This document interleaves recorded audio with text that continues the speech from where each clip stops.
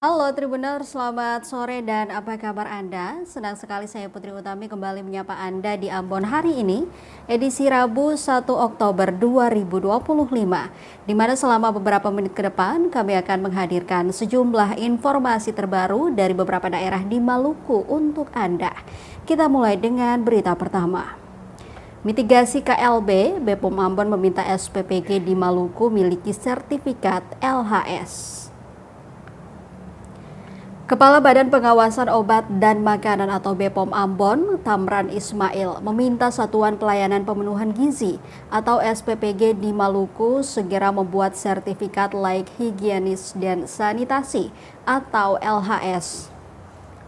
Hal ini untuk meminimalisasi dan memitigasi risiko kejadian luar biasa atau KLB di Maluku.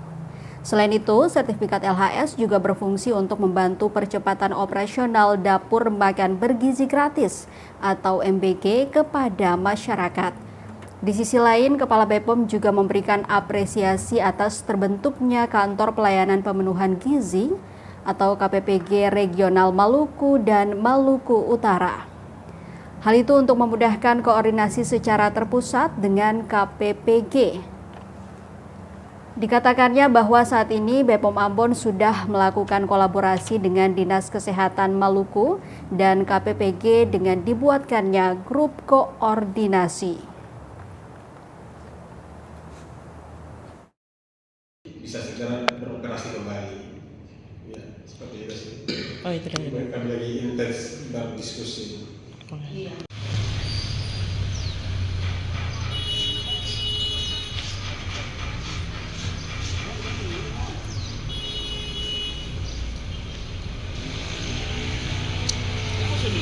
Panas, sekarang sama mantap. Punya Langsung masuk di. Nanti pakai gambar kan?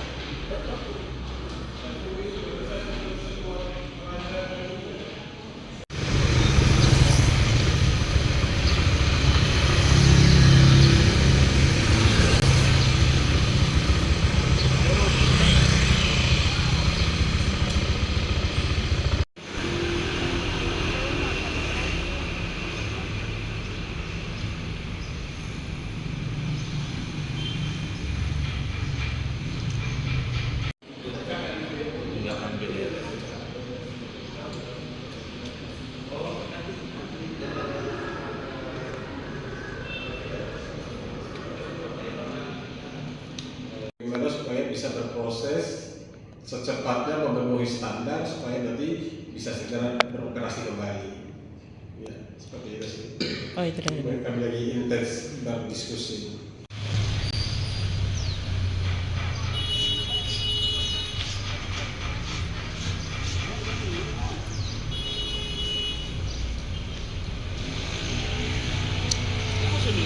Panas, sekarang sama mantap. punya Langsung masuk di. Nanti pakai gambar kan?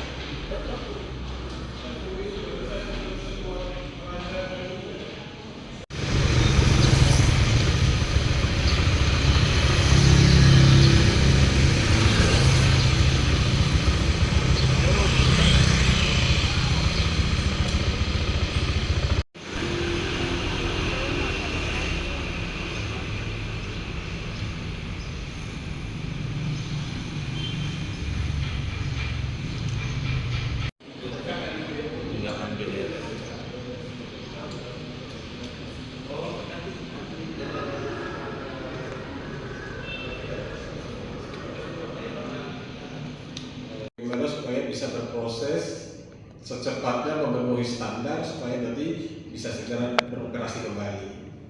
Ya, seperti itu sih. Oh, itu dari kami lagi intens berdiskusi. Iya.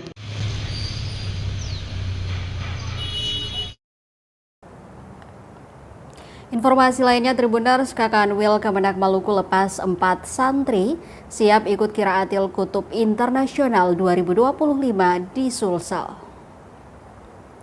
4 santri asal Maluku siap mengikuti musabaqah Kiraatil Kutub Internasional atau MKKI 2025. Kegiatan MKKI 2025 akan berlangsung di Pondok Pesantren As-Sadiyah Sengkang, Kabupaten Wajo, Sulawesi Selatan.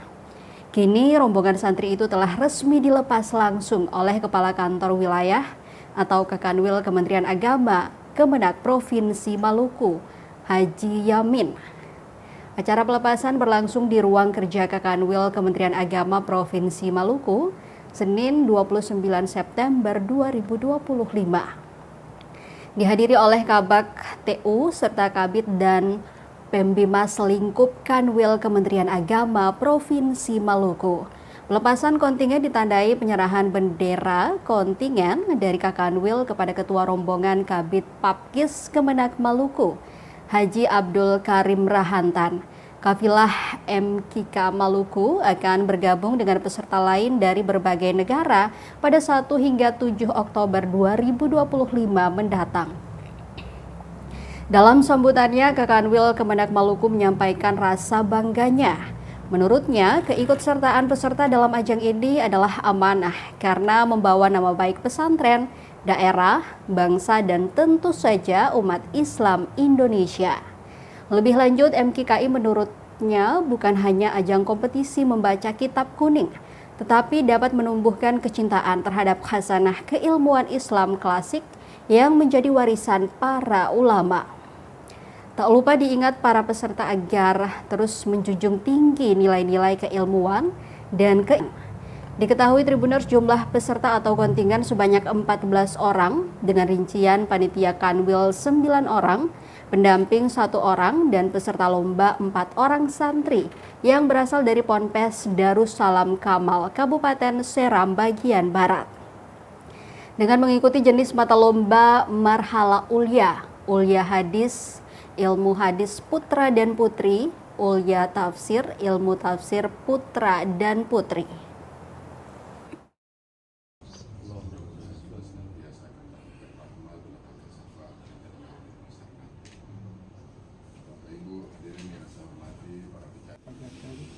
Puji dan syukur kehadirat Allah Subhanahu wa taala, Tuhan yang Maha Esa. Pada kesempatan ini kita dapat dihadirkan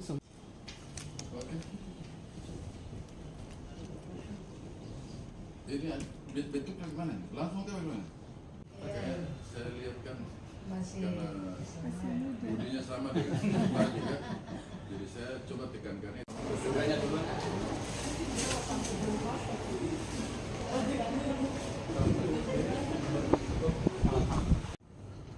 hadirin undangan yang berbahagia. Puji dan syukur marilah sama-sama kita memohon perlindungan dari Allah Subhanahu wa taala, Tuhan yang Maha Esa, yang Maha Kuasa, yang Maha Pengasih dan Penyayang. Saya menyerahkan bendera kontingen ini untuk kiranya saudara ketua kontingen dapat menjaga dan memberangkatkan kontingen ini pergi dan pulang selamat hingga kembali ke tempat tujuan. Amin. dengan mengucapkan Bismillahirrahmanirrahim, saya terima amanah ini dan saya akan menjaga sesuai apa yang diharapkan oleh Pak Kanwil Agama. Dunia. Apa nama tablo balik Pak ada ya?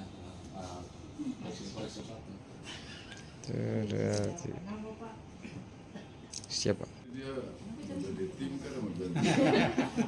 Kakiratul Kutub ini ada 4 orang yang terdiri dari putra putri 2 orang yang akan mengikuti pada cabang tafsir, ilmu tafsir 2 orang putra putri dan ilmu hadis 2 orang putri.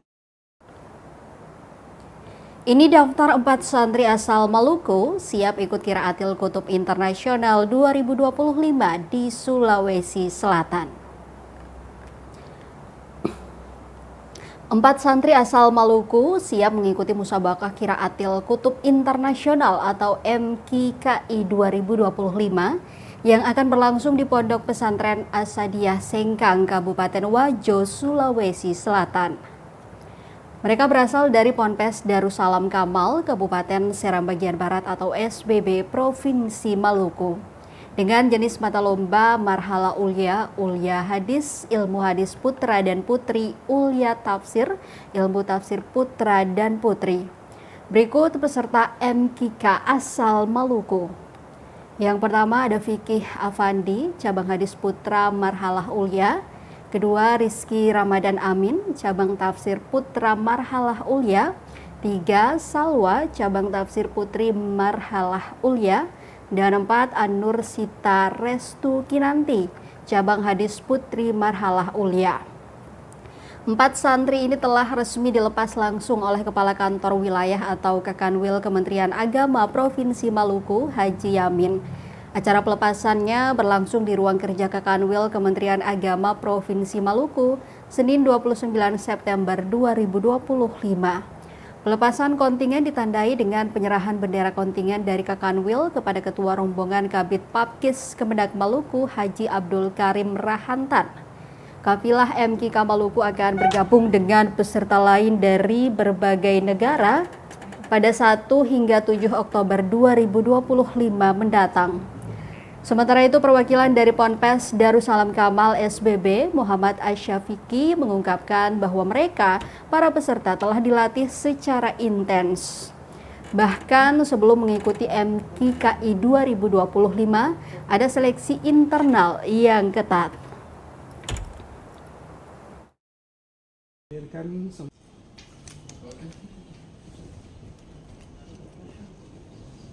Ini bentuknya gimana? Langsung ke bagaimana? Saya lihat kan karena budinya sama dengan Pak juga, jadi saya coba tekankan itu. Saya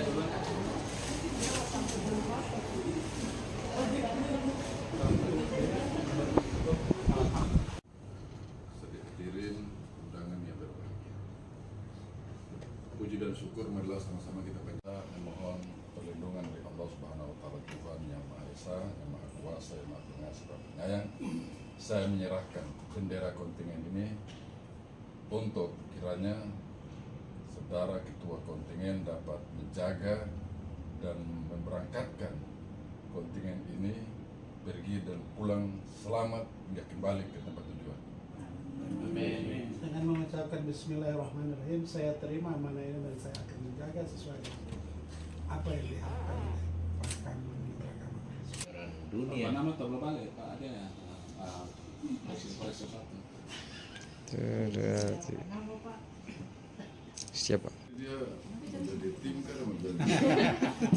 Kakiratul Kutub ini ada 4 orang dan terdiri dari putra putri 2 orang yang akan mengikuti pada cabang tafsir, ilmu tafsir 2 orang putra putri dan ilmu hadis 2 orang putra putri.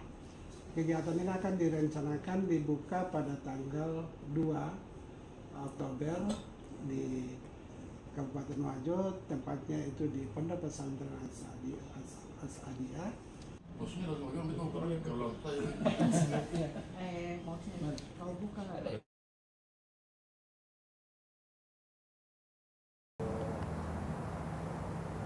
Kemendag Maluku Tengah bentuk tim pencari fakta usut dugaan pungli. Menanggapi dugaan pungli yang beredar, Kemendag Kabupaten Maluku Tengah membentuk tim pencarian fakta. Kepala Kementerian Agama Maluku Tengah, Abdul Ghani Wael, Selasa 30 September 2025 menegaskan, bila hasil investigasi tim menemukan adanya praktik pungli, maka pihaknya tidak segan mengambil tindakan tegas. Abdul Ghani juga mengingatkan seluruh pegawai Kemenag Malteng, termasuk P3K, untuk tidak melakukan praktik pungutan liar dalam bentuk apapun. Pasalnya, pungli tidak akan ditoleransi dan pelakunya akan diberikan sanksi tegas. Selain itu, ia telah memerintahkan jajarannya melakukan penyelidikan internal sekaligus penindakan terhadap dugaan pungli. Ia juga mengajak seluruh pegawai berpartisipasi dalam upaya perbaikan agar tercipta lingkungan kerja yang bersih, transparan, dan bebas dari praktik tidak terpuji. Dirinya juga menegaskan komitmen Kemenag Maluku Tengah untuk menciptakan lingkungan kerja yang bersih dari pungutan liar atau pungli. Untuk itu, Kemenag Maluku Tengah resmi membentuk tim pencari fakta guna menelusuri kebenaran isu pungli yang belakangan beredar. Menurutnya, langkah ini diambil sekaligus untuk menegaskan amanah yang diberikan Kakanwil Kemenag Provinsi Maluku kepadanya, yakni melakukan pembenahan dan menjaga integritas di jajaran Kemenak Malteng. Diberitakan sebelumnya Tribuners dugaan pungutan liar di lingkungan kantor Kementerian Agama Kabupaten Maluku Tengah mencuat ke publik. Temuan dugaan pungli itu disampaikan Ketua LSM Pukat Seram, Fahri Asyatri kepada tribunambon.com Selasa 30 September 2025. Kata Fahri, menurut sumber internal yang dapat dipercaya, salah satu pegawai bimbingan masyarakat atau Bimas Kristen diduga melakukan pungutan sebanyak Rp500.000 dari puluhan pegawai pemerintah dengan perjanjian kerja atau P3K yang bakal menerima gaji 4 bulan mereka.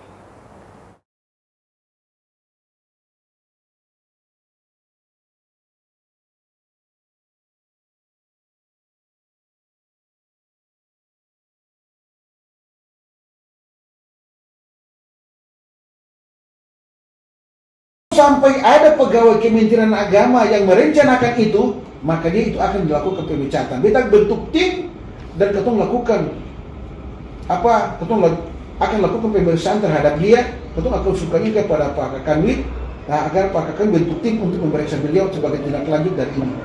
Bahwa Kementerian Agama Kabupaten Maluku Tengah sedang melakukan pembenahan. Ketong kepin supaya stigma yang muncul di tengah-tengah masyarakat terkait dengan ketong saat ini itu harus dirubah. Karena beta, alhamdulillah beta pun bukan orang bersisen. Nah beta ingin mau. Sekali lagi nanti maaf.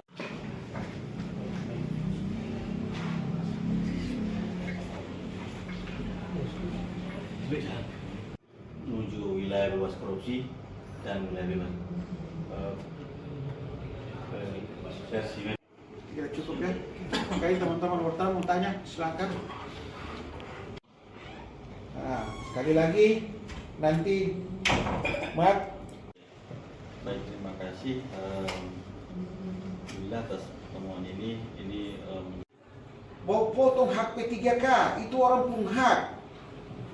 integritas ini salah satunya tolak pungli pungutan-pungutan ini tidak akan melakukan sekarang ini.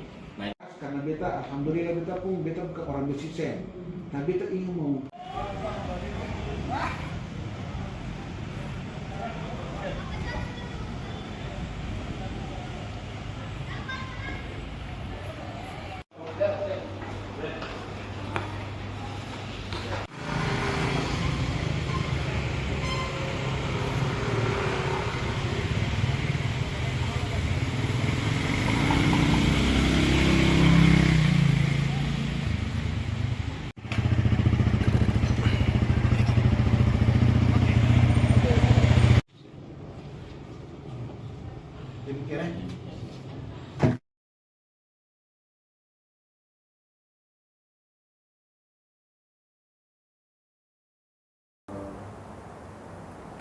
Puluhan lapak dagangan di kawasan Inamarina terpaksa tutup, dampak daya beli rendah.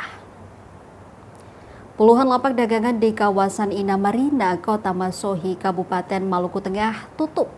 Belasan lapak yang berjejer di Jalan Jaksa Agung R. Suprapto itu diketahui telah lama gulung tikar lantaran daya beli masyarakat rendah. Pantauan tribunambon.com di lokasi Selasa 30 September 2025 sekira pukul 6:30 sore waktu Indonesia Timur, hanya beberapa lapak yang berhasil survive. Dalam kurun waktu setengah jam hanya dikunjungi 1 sampai dengan 3 pembeli. Padahal dulu kawasan Inamarina menjadi pusat keramaian dengan berbagai aktivitas. Salah satu pedagang ayam lalapan, Bahtiar, 51 tahun, menceritakan jatuh bangunnya berjualan di kawasan Inamarina. Kelahiran 1964 itu menuturkan dirinya sudah berjualan 4 tahun lamanya sebelum masa penyebaran COVID-19. Disampaikan kebanyakan lapak banyak yang tutup karena pendapatan di bawah modal.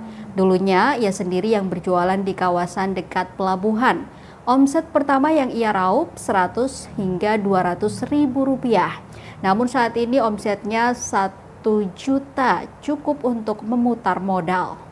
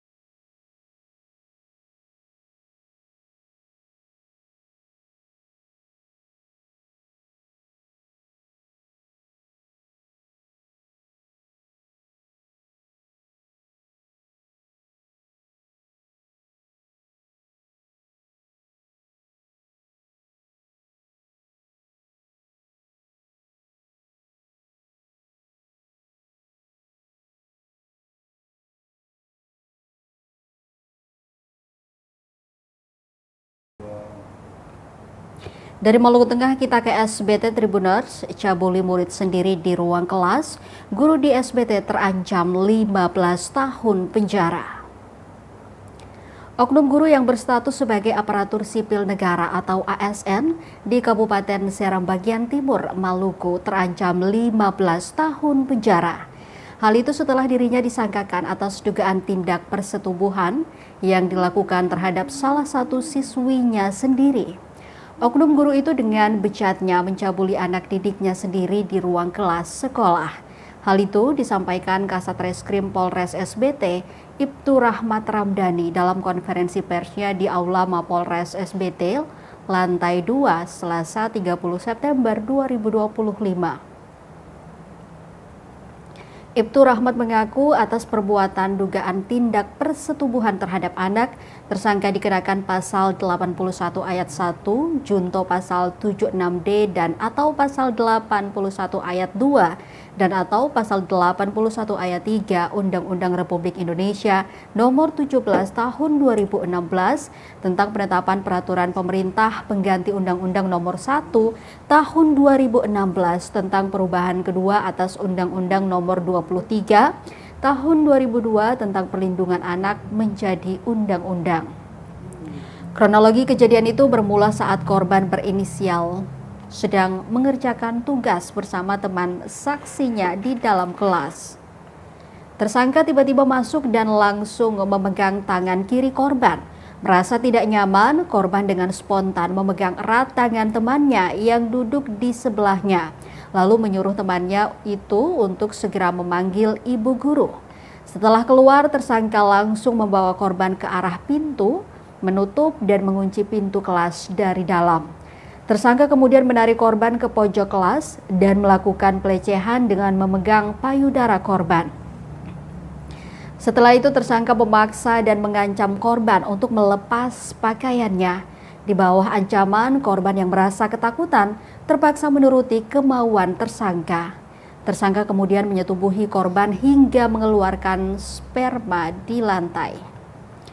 Setelah melancarkan aksi bejatnya, tersangka kembali mengancam korban sebelum mengenakan pakaiannya dan meninggalkan korban seorang diri di dalam kelas.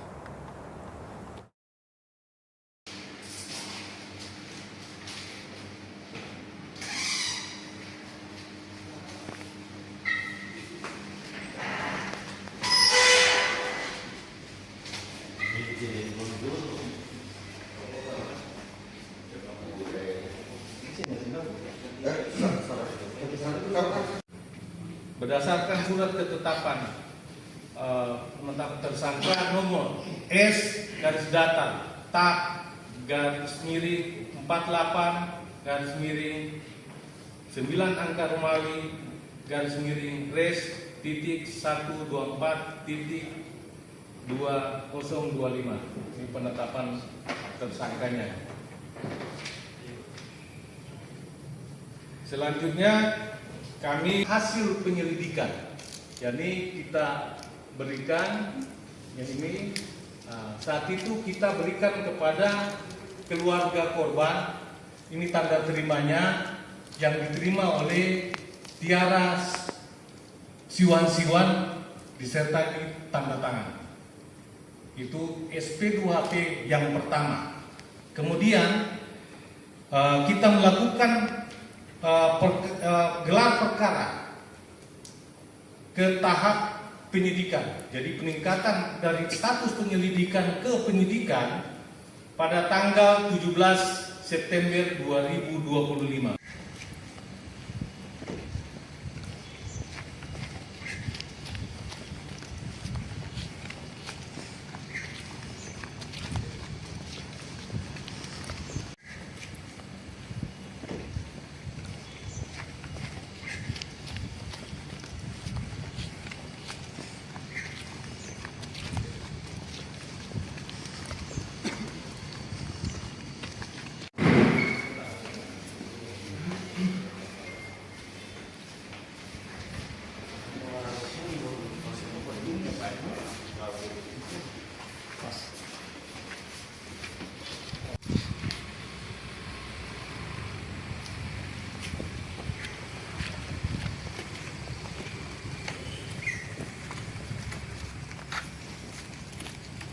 9-1-24-2025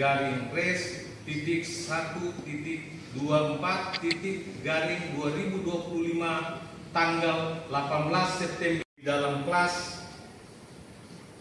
Tidak lama kemudian tersangka JU masuk ke dalam kelas dan langsung memegang tangan kiri anak korban.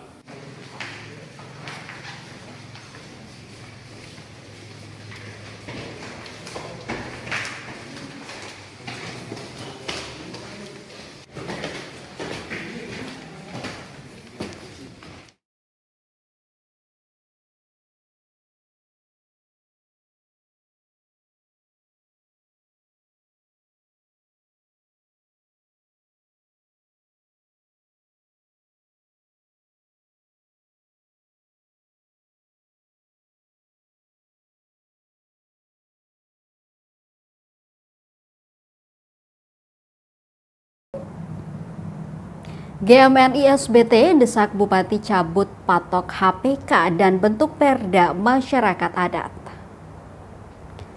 Dewan Pimpinan Cabang Gerakan Mahasiswa Nasional Indonesia atau DPC GMNI Kabupaten Seram Bagian Timur atau SBT menggelar aksi unjuk rasa di kantor Bupati SBT Selasa 30 September 2025. Masa aksi mendesak pemerintah daerah mengambil langkah serius dan segera menuntaskan konflik dan krisis agraria yang berkepanjangan di wilayah tersebut. Dalam pernyataan sikapnya, GMNI menyoroti bahwa di usia ke-80 tahun Indonesia, komitmen pemerintah dalam menghadirkan keadilan agraria bagi masyarakat kecil, baik secara prosedural maupun substansial, masih patut dipertanyakan. Menurut GMNI, problem agraria di SBT mencakup ketimpangan kepemilikan dan penguasaan tanah, ketidakjelasan status hukum, serta pelanggaran hak masyarakat adat yang kerap berujung pada konflik. Mengatasnamakan perjuangan Marhaen, DPC GMNI SBT mengajukan 8 tuntutan mendesak kepada Pemda setempat agar 1. Mendesak Bupati segera mengeluarkan rekomendasi kepada Kementerian Kehutanan untuk mencabut patok hutan produksi konversi atau HPK di wilayah tanah adat masyarakat. 2. Mendesak Bupati dan DPRD SBT segera membentuk peraturan daerah atau perda tentang masyarakat adat.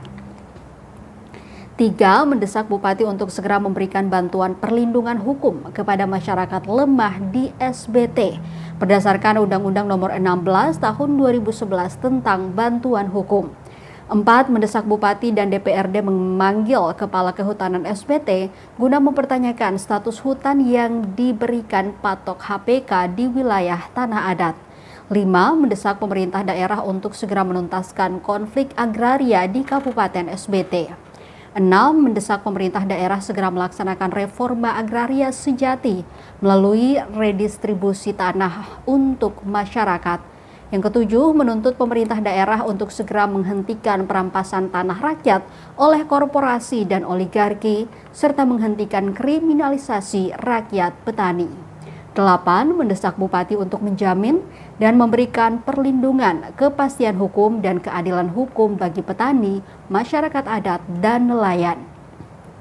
GMNI berharap tuntutan ini menjadi momentum bagi Pemda SBT untuk serius membenahi tata kelola agraria, menjamin hak-hak masyarakat adat, dan melindungi petani dari ancaman korporasi.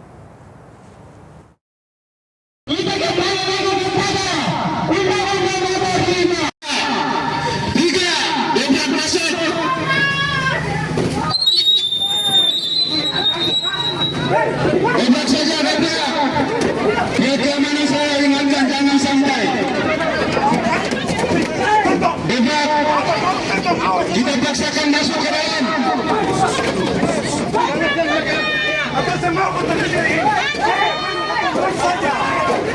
Yang kamera itu angkat kamera saja, angkat kamera. Kita tunjukkan kita punya sikap bahwa perjuangan kita hari ini tidak sekedar merayakan momentum Hari Tani Nasional saja, teman-teman. Terkait dengan masalah-masalah di lingkup Kabupaten Seram Bagian Timur yang ada di Buri dan petani-petani masyarakat kecil. Angki itu terkait dengan hutan HPK atau hutan kawasan negara.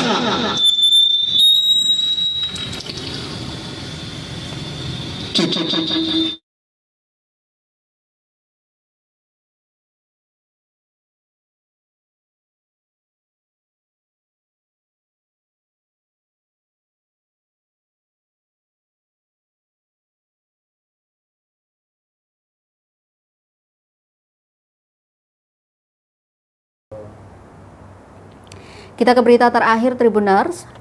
Baru dibangun 2 tahun, landmark Langgur mulai rusak. Sejumlah sarana dan prasarana di landmark Langgur, Kabupaten Maluku Tenggara atau Malra mulai rusak Selasa 30 September 2025. Pantauan tribunambon.com, sejumlah tiang listrik yang rusak sejak tahun 2024 lalu hingga kini tak kunjung diperbaiki. Paving block juga tampak retak dan beberapa di antaranya bolong. Juga sejumlah media tanam hias dalam kondisi yang sama, retak kecil namun tak kunjung diperbaiki. Sementara lapak UMKM yang terletak di belakang landmark seolah tak tersentuh dan kelihatan tak terurus, mungkin karena jarang digunakan. Marco, salah seorang warga, menuturkan landmark ini hanya ramai saat ada kegiatan saja, namun sunyi sepi dan tak ada aktivitas berarti. Dirinya juga menyayangkan soal kerusakan pada sarana dan prasarana di landmark Langgur.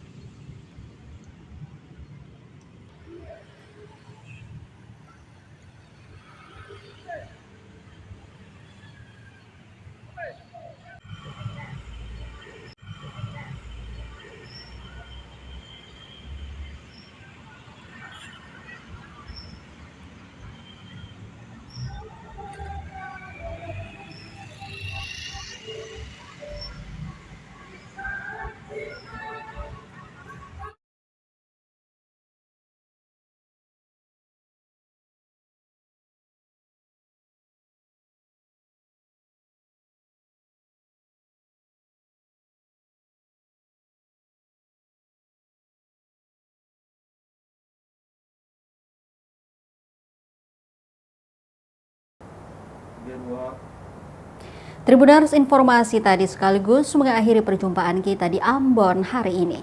Saya Putri Utami mewakili seluruh kru yang bertugas mengucapkan terima kasih atas kebersamaan Anda. Selamat sore, sampai jumpa dan amato. Download Tribun X sekarang, menghadirkan lokal menjadi Indonesia.